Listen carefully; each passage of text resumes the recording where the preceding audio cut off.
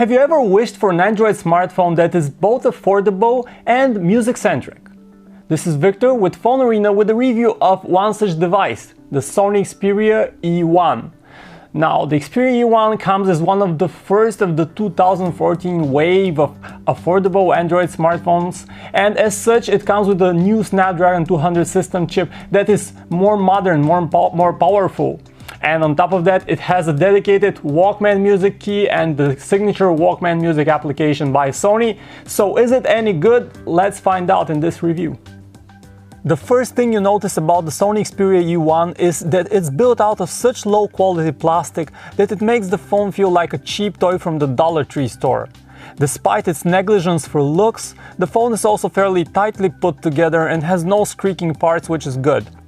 The Xperia E1 is a bit chubby, but also a very compact and pocketable phone, great for single-handed use as your thumb can practically reach its every corner easily.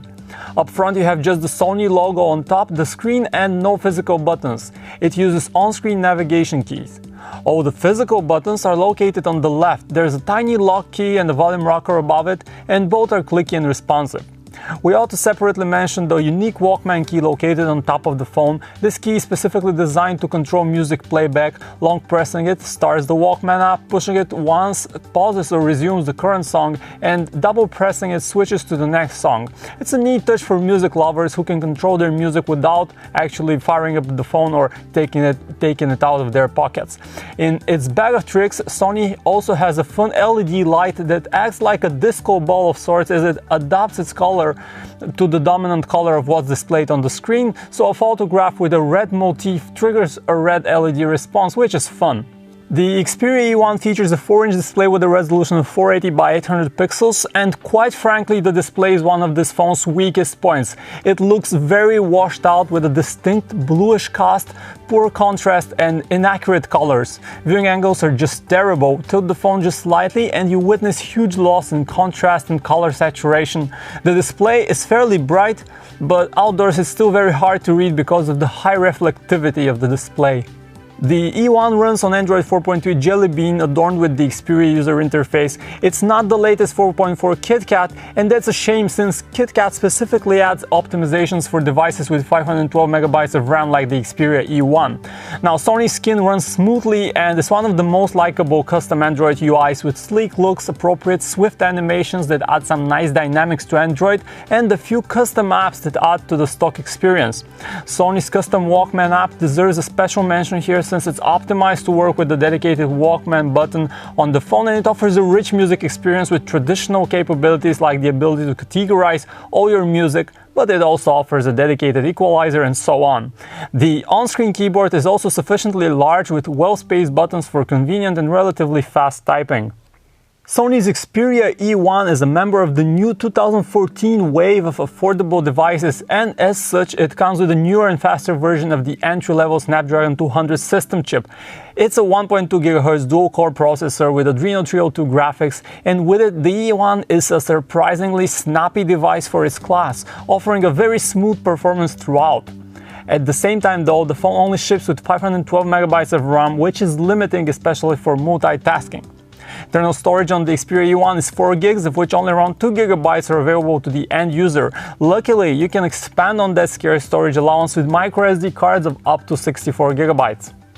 Sony has chosen to preload just one browser on its device, and it's mobile Chrome. Google's Chrome browser is an excellent browser with nicely optimized for touch card-based interface and plentiful options. It loads and renders pages fairly fast, and we're happy to see that scrolling around and zooming in and out happens swiftly. In terms of connectivity, the phone supports download speeds of up to 21 megabits per second on HSPA networks.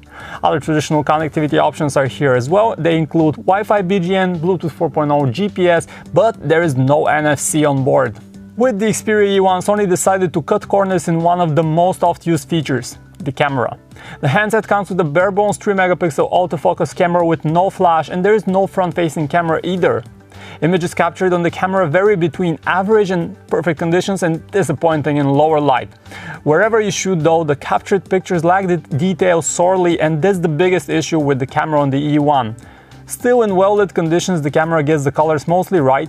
overblowing them slightly in some situations, so for sharing on social networks with no pretense of photographic excellence, the images are usable. Video capture is also way below average even for an affordable phone.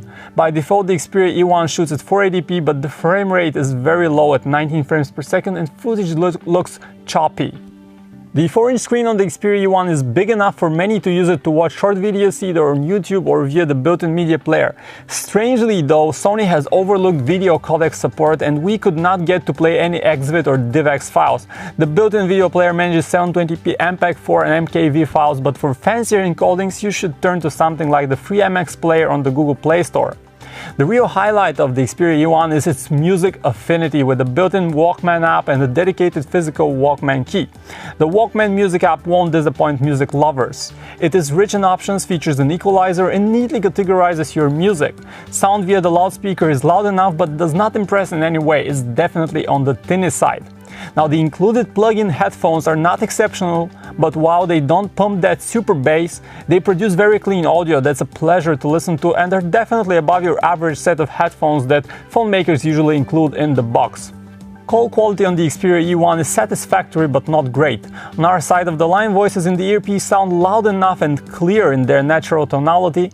On the other end, however, our callers report hearing very distorted voices. We'd advise our callers to push volume down a notch so that they can understand us clearer.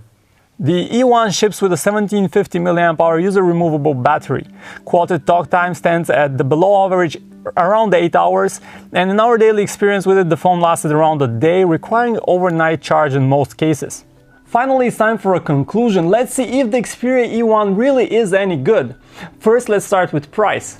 This little device sells for around $150 off contract, and its price can go up to as much as $200. Now that's affordable, but that's not dirt cheap. And we already have devices like the Motorola Moto G and Nokia Lumia 520 that do an excellent job providing top-notch performance and a nice design at this same price bracket. So on the positive side, we can say that performance-wise, the Xperia E1 is a really good performer. It does better than the 2013 handsets by a wide margin. However, there are a few very sizable compromises. First, the screen. The display is not as good as we would have liked to see even for an affordable Android smartphone, and the camera is downright disappointing at times. It's very bare bones. So our alternatives in this price bracket would be, of course, the Moto G, which packs a 720p 4.5-inch display and a much nicer design. Or if you want to go with Windows Phone, why not try the Lumia 520 and Lumia 525 that's both cheaper and more powerful and overall better balanced than the Xperia E1. Now, for a more detailed dig and the review of the Xperia E1, make sure to go to phonearena.com. Thanks for watching.